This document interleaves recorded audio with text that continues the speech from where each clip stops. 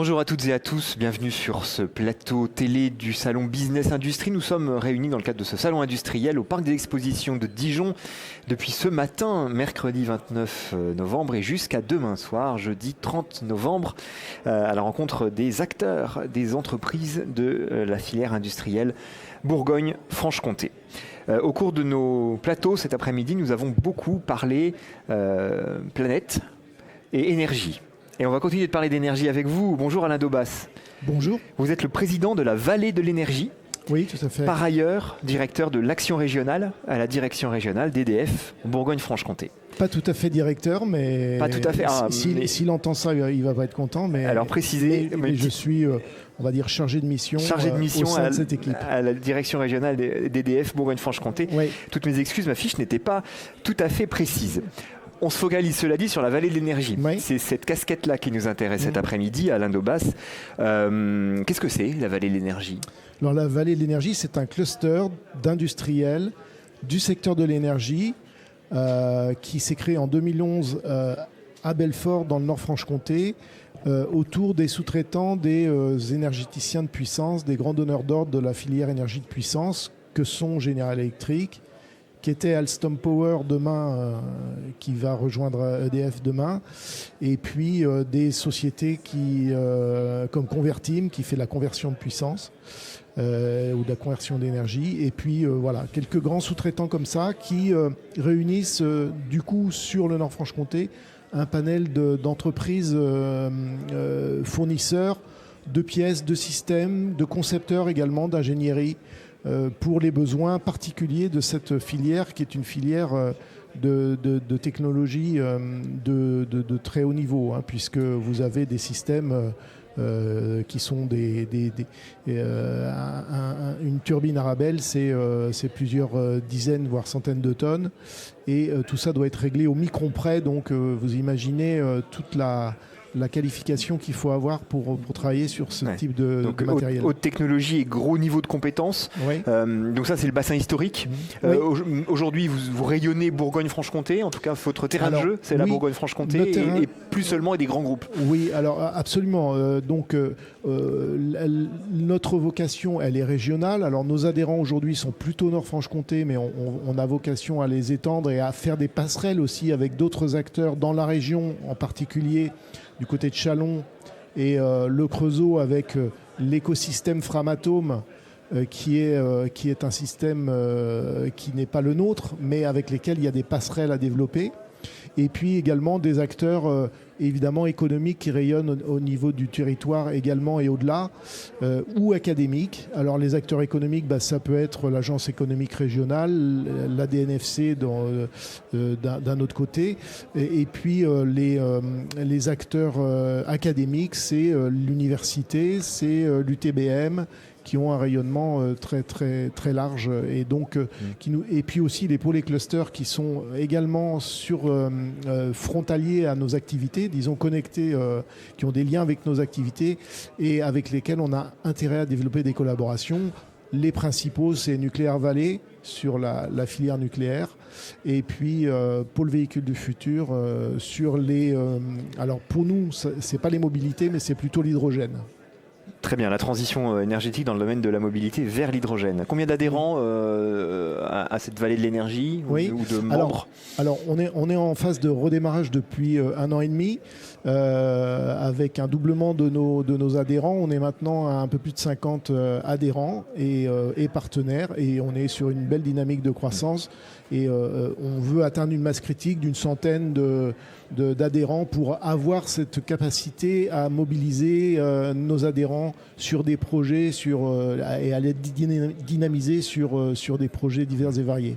Alors c'est un cluster, on l'a bien compris, composé d'acteurs industriels, d'entreprises, de centres de recherche et de centres de formation. C'est le trio gagnant de tout cluster qui se respecte. Oui. C'est un cluster, c'est-à-dire la mise en réseau de ces acteurs-là. Est-ce que vous avez une offre de service ? Quelles sont finalement les actions que mène la Vallée de l'énergie ? On a 3 missions principales. C'est d'abord l'animation de réseau, parce que aujourd'hui, vous l'avez dit, on n'est pas un cluster piloté par des grands donneurs d'ordre. Au contraire, ma démarche, c'est plutôt d'associer toutes les entreprises qui sont Et les PME, PMI sont nombreuses dans cet écosystème et elles ont des besoins de collaboration, de rencontres, d'échanges. Et ces échanges sont le terreau qui va nous permettre de développer des projets ensuite collaboratifs. Donc animer ces gens-là, ça passe par des outils classiques, des newsletters, une plateforme de mise en relation, des visites de labo, des visites d'entreprise, des réunions thématiques pour se connaître, et puis aussi des réunions thématiques pour travailler sur des sujets qui sont un petit peu de la petite formation très légère sur, par exemple, les méthodes d'innovation, de créativité ou encore le design thinking. Enfin, voilà, des petits outils qu'on leur met en main et ça permet de se rencontrer régulièrement. La deuxième mission que nous avons, c'est l'animation économique qui permet d'accéder évidemment à l'information stratégique sur les opportunités de marché, sur les opportunités de financement également, sur la visibilité sur ces marchés et les perspectives de diversification de ce tissu industriel qui, de façon à ce qu'il ne soit pas trop captif des grands donneurs d'ordre, mais qu'il ait une capacité à se projeter sur les nouveaux marchés qui s'ouvrent dans le domaine de l'énergie et Dieu sait qu'ils sont nombreux et consistants. Donc c'est de l'ordre de la veille, ça. Oui, c'est ça. Comme ça. Veille, intelligence économique, absolument. Et le troisième mission, domaine, c'est le cœur du réacteur, je dirais, c'est l'animation autour de projets collaboratifs. Et donc ça, je viens de recruter une ingénieure chargée de projets et d'innovation qui va faire le tour des popotes, aller voir chacun avec un questionnaire qui est assez approfondi pour une première prise de contact.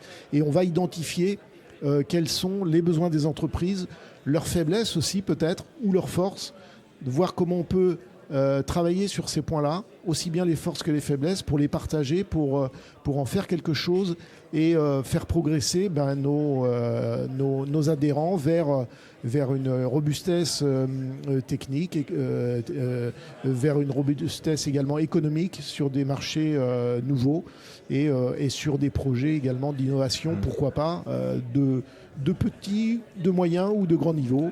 On est prêt à tout. Voilà. La question qui dernière mission qui est importante, c'est les formations. Vous savez que les entreprises industrielles sont en tension sur de nombreux métiers autour de la métallurgie, du soudage, de la mécanique, de l'électricité et sur tous les segments, c'est-à-dire aussi bien l'ingénieur que l'opérateur de base. Et donc on a un rôle pour stimuler l'attractivité vers ces métiers et on porte des actions également dans ce domaine-là. Voilà. Alors la question qui me taraude, c'est pourquoi a-t-on besoin de la vallée de l'énergie aujourd'hui, en particulier dans notre région Bourgogne-Franche-Comté? Je pense qu'on a un premier élément de réponse avec ces éléments d'actualité globale que nous connaissons tous, le changement climatique et donc toutes les questions que ça entraîne sur la transition énergétique au sens large du terme. Vous êtes acteur aujourd'hui, en tout cas vous êtes positionné comme un interlocuteur, peut-être un lobbyiste, peut-être un formateur, peut-être un animateur autour des questions de transition énergétique? Oui, alors effectivement, on est positionné, nous, sur les énergies de la transition énergétique. C'est-à-dire, en gros, toutes les énergies, sauf le pétrole et le charbon. Le gaz reste une énergie de transition au sens européen, parce qu'on a besoin de développer des capacités de réactivité du réseau pour les pics de consommation et que les énergies renouvelables ne peuvent pas satisfaire. Oui. De même, le nucléaire apporte un socle, une base en production et également peut s'adapter aux pics de production. Donc le gaz en fait partie parce qu'il y a aussi le biogaz, parce qu'il y a aussi également ces éléments qui font que le gaz est un peu plus vert. Oui. C'est ça. Alors donc nous on est, si vous voulez, dans le domaine de l'énergie et de la transition énergétique, un peu un couteau suisse parce qu'effectivement on adresse toutes les énergies, on adresse beaucoup de métiers et on adresse aussi la question des formations. Et de l'attractivité de ces formations et des emplois qui sont associés. Donc on intervient sur un peu tous ces champs-là et on construit en fait notre programme avec nos adhérents. L'idée c'est pas qu'on propose quelque chose et puis les adhérents ils prennent des choses sur étagère. Non, tous les ans, on bâtit notre projet, notre plan d'action de l'année à venir, sur la base d'une stratégie qui a été clarifiée il y a 2 ans et demi. Et ensuite, on met en œuvre les actions pour lesquelles les adhérents nous missionnent. Alors on a évidemment cette question centrale des partenariats, des collaborations des membres, mais aussi avec des partenaires extérieurs qui peuvent être des industriels, qui ne sont pas encore chez nous, mais qui peuvent les faire travailler par contre. On l'a fait par exemple avec McPhy cette année en organisant un petit panel fournisseur avec une douzaine de nos adhérents qui sont venus au cours d'une réunion, tous ensemble, présenter leur offre de services à McPhy et échanger avec eux sur leurs besoins. Et finalement, c'était un moment très enrichissant pour permettre à McPhy de découvrir l'étendue des solutions qui étaient proposées et du coup qui sont allées au-delà de leurs besoins qu'ils pensaient avoir sur le simple Nord-Franche-Comté. McPhy, donc, qui construit une usine de gigafactory. Voilà, une gigafactory pour fabriquer des électrolyseurs de forte puissance à Belfort. Voilà, donc ils ont besoin et ils souhaitent faire travailler un tissu de sous-traitants locaux. Ils ont bien sûr des sous-traitants qui viennent d'un peu partout, mais aussi il est important pour eux de faire travailler la main-d'œuvre locale. Quand on est dans la transition énergétique, eh bien, il vaut mieux faire travailler des entreprises à proximité plutôt qu'en Chine. Vous évoquez l'emploi, qui dit emploi dit formation, et ça c'est un des éléments sur lesquels vous agissez. De quelle manière, là pour le coup, vous remontez en fait les besoins des entreprises auprès de la région par exemple, ou du rectorat? On est un interlocuteur d'un certain nombre d'acteurs qui ont des projets structurants autour de la formation. Ce matin, j'étais à Dole dans une réunion organisée par le conseil régional qui construit une proposition de feuille de route pour mettre en place une école une école nationale de l'hydrogène dans la région.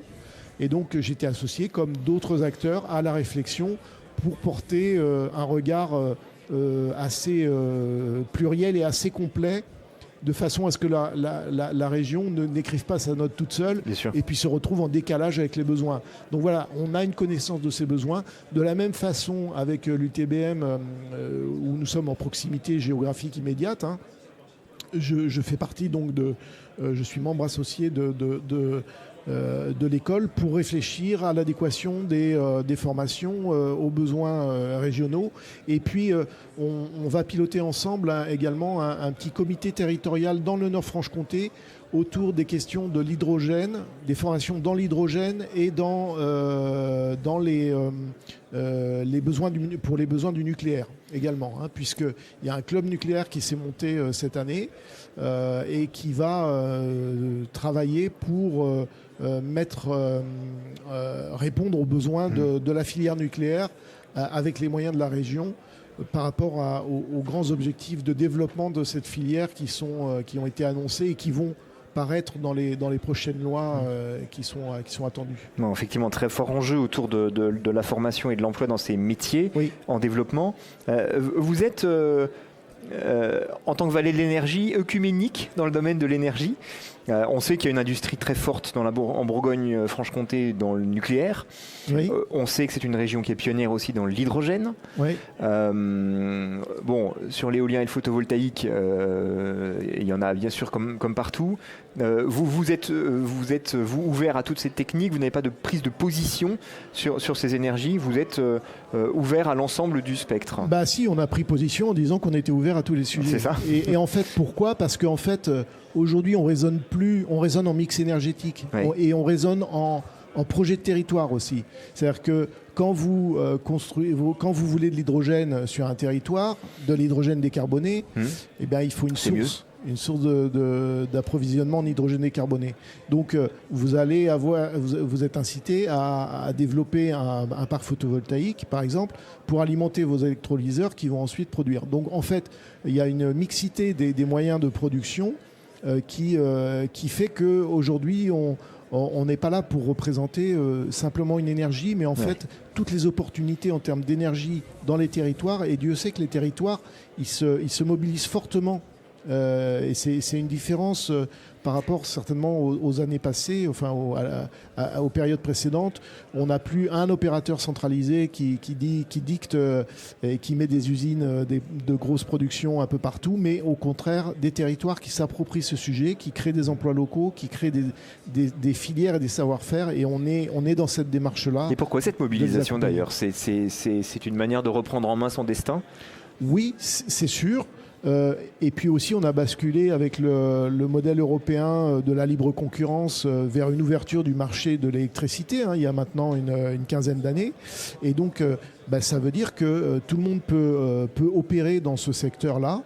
Et puis, on a un besoin lié à la transition énergétique de diversifier notre panel d'énergie. La France était historiquement... centrée sur le nucléaire principalement et l'hydraulique. Aujourd'hui, les énergies renouvelables, elles sont à peu près à hauteur de ce que faisait l'hydraulique. Donc on arrive à une montée en puissance de ces autres énergies renouvelables, sans parler de l'hydrogène bien sûr.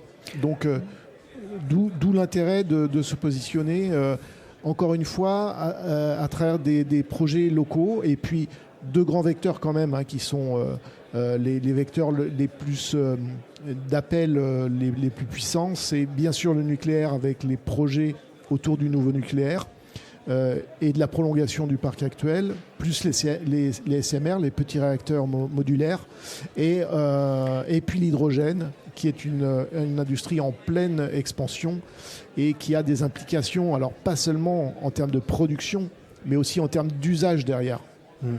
Vous êtes sensible forcément au fait que derrière cette diversité de solutions qui aujourd'hui, on voit bien, tout ça est en train d'évoluer et de bouger assez rapidement.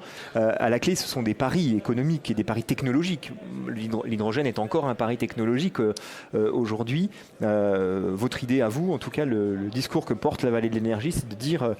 allons-y, montons la recherche, faisons des projets de recherche et développement, créons de la richesse et l'innovation dans tous ces domaines. Sur ce sujet de l'hydrogène, on va rester modeste. On est un petit cluster, on n'a pas des moyens d'investigation scientifique poussés, loin de là.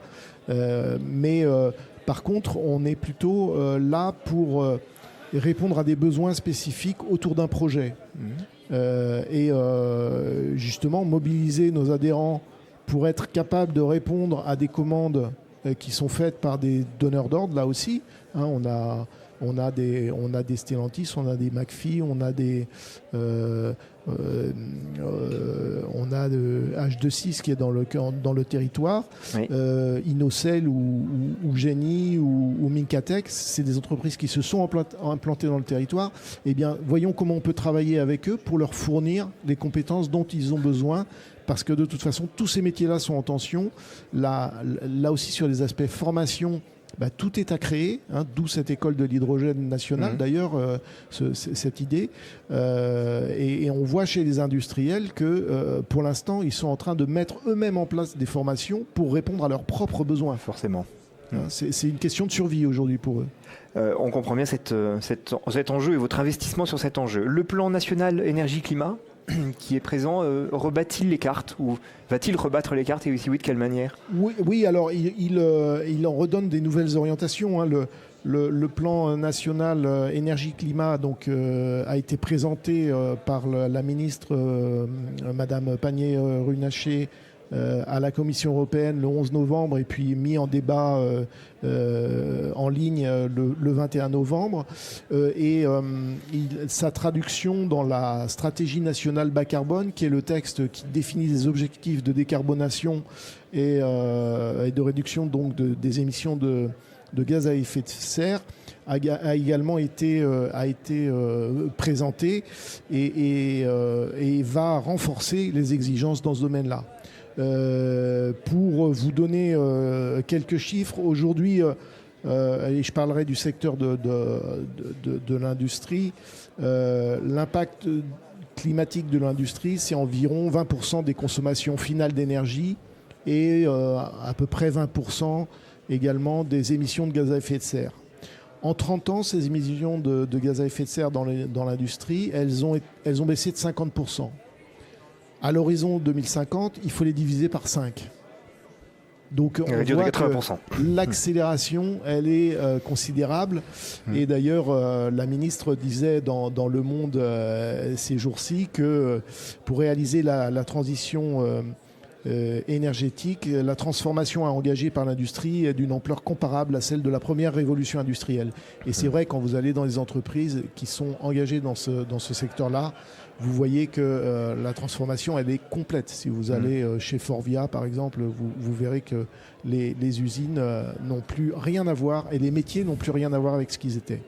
Alors, ces objectifs de la France, c'est dans son projet qu'elle a transmis à l'Europe. La France prévoit de passer de 60% d'énergie consommée en 2023 à 42% d'énergie finale fossile consommée. Donc aujourd'hui, 60% de l'énergie finale consommée l'est à partir d'énergie fossile. Eh bien, il faudra passer à 42% en 2030 et à 29% en 2035. Ce qui est une accélération. Et puis les quotas d'émissions également de CO2 qui sont alloués aux entreprises, qui leur permet de polluer, les droits à polluer quelque part, sont également revus à la baisse. Et donc ça veut dire qu'il faut que l'industrie se mobilise pour accélérer dans ce domaine-là. Et la décarbonation, en fait, c'est un sujet qui s'adresse plus particulièrement aux entreprises du secteur de l'énergie. Et c'est pourquoi c'est un enjeu central pour la vallée de l'énergie, parce que d'une part, il s'agit de décarboner ses propres process pour nos industriels, faire en sorte que dans leur activité, ils émettent moins de CO2, mais également qu'ils soient en mesure de proposer des solutions de décarbonation à leurs propres clients. Quand McPhy propose des électrolyseurs ou H2Sys propose des groupes électrogènes à hydrogène, eh bien en fait, ils proposent une solution bas carbone à leurs clients. Et donc, il y a une opportunité également autour de la décarbonation pour les entreprises de l'énergie et les entreprises qui sont à l'aval de cette filière de développer des solutions pour décarboner l'ensemble de l'économie. Donc c'est un levier extrêmement fort de développement et d'opportunités pour nos adhérents et pour l'ensemble de la filière régionale qui est importante. Non, et en gros, on entend bien que ça vous donne une position, effectivement, en tout cas de porte-parole, d'incitation et d'accélération de ce processus, dont on pourrait dire, et ce serait le mot de la fin, pardon, mais il va falloir que notre échange passionnant s'arrête bientôt, Alain, mais processus dont on pourrait dire que c'est une véritable révolution industrielle qui est en train de se jouer sous nos yeux. Absolument, oui. Certaines entreprises sont déjà complètement dedans. Je citais Forvia, mais il y a des startups et qui se sont transformées en véritables entreprises avec des levées de fonds considérables. Et c'est un aspect d'ailleurs qui est important, c'est les opportunités, elles sont aussi financières. C'est vrai que vous avez des plans de développement qui peuvent être financés par des fonds d'État très spécifiques en fonction de la taille de votre entreprise, de votre projet. Et donc ça, c'est ça, vous les connaissez. Alors on les à la Vallée de l'Énergie, vous les connaissez. Voilà, vous êtes une bonne porte d'entrée pour les identifier et éventuellement les solliciter. Et aller vers les bons interlocuteurs qui vont permettre d'approfondir la question et de monter. Mais dans le cadre d'un montage de projet, bien sûr, on étudiera la faisabilité financière, comment on monte le projet. Merci beaucoup Alain Daubas, président de la Vallée de l'Énergie qui était avec nous cet après-midi, cluster régional des acteurs de la filière des énergies, de toutes les énergies vertes. On va le résumer comme ça. Merci d'avoir été avec nous. Bonne journée et bon salon. Merci.